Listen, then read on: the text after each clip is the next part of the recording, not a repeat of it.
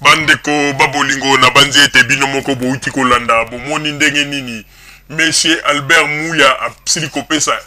éclairage na oitalaki discours ya papa Etienne Tshisekedi na banzi ete moto moko oya koloba lisusu ete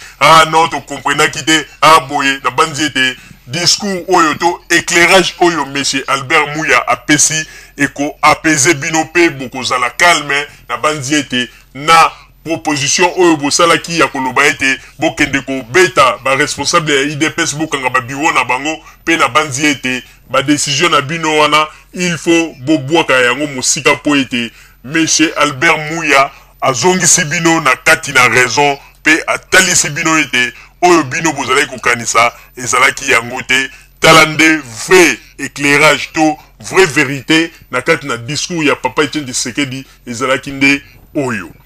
Pona yango mama Rosalie na zongseli o maloba.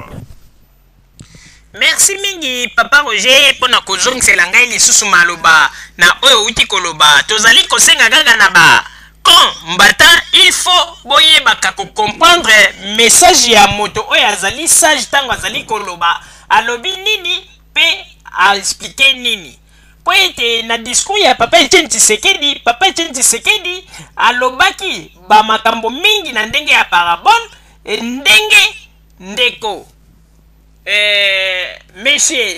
monsieur Albert Mouya a expliqué mais problème ezalaki wana ete pona ba combattant ba comprenaki eloko moko te bango problème na bango ezalaki ete eloko kaka bango babandaki kozela bamona ete papa Etienne Tshisekedi aloba na population bobima na balabala po ete bokende kosala trouble po bo réclamer bokonzi alors que ezalaka ndenge wana te bino papa na bino ya mikolo ya suka oyo bakobenga ete ya nzamboko atumba azwi abombani avandi ya na poto oyo boza kobenga ye papa nzakombo atumba mais bozali kobenga moto papa sa meme boyeba histoire na ye pe malamu yango wana ete ye abombani azali kolinga bato mosusu balambela ye gato kuna na Congo soki basaleli ye bagato ye abandaki kolinga ale ayaka kavanda likolo ya mesa po ete alia ale aloba nsima banda koganga ndenge toyebeli eke ye nde moto asalaki makasi mpona kozwa bokonzi wana alors que papa Etienne Tshisekedi pe amoni ete je wana asi aleka na etape wana ndenge boitilizaki na ntango ya deuxième république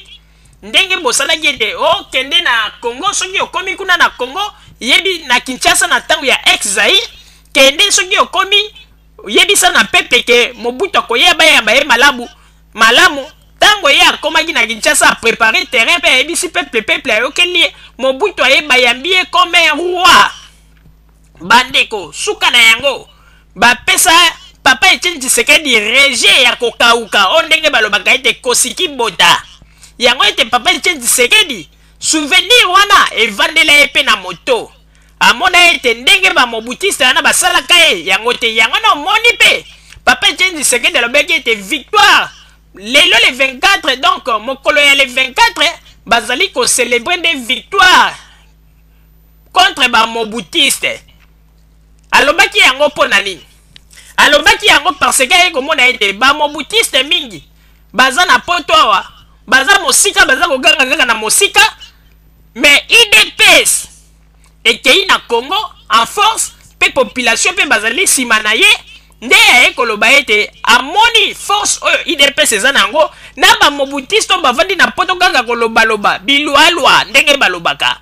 baza kosala eloko te nde yango nalobaki ete victoire ya IDPS vis-à-vis na bamobutiste po ete aye komona ete bamobutiste baza kaka na kati na kobatama à 8000 km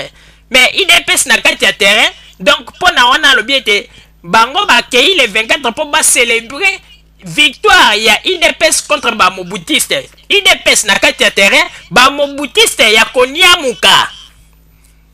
nde eloko bato ba comprenaki te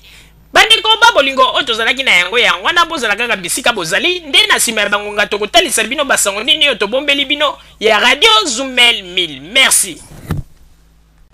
Bandeko babolingo na bandi buti kolanda émission na biso oyo tosilaki kolekisa yango po ete boyeba basango nini oyo bino bobande kozela na bandi ete moto na moto asili kotire leson na ye na oyo esili kolobama na esika oyo yango ete ete tosengi na bino ete boboto ezala na bino na bafamille esika bozwani na banzi ete mbala ya nsima biso bato ya jumel mil tokozanga te mpona kopesa bino lisusu basango oyo esengeli mpona bino tosiki wana mpona lelo merci mingi www.jumelmil.com ezali wana mpona bino na banzi ete bokozala dessus te nsima ya bangonga nde boyebi nini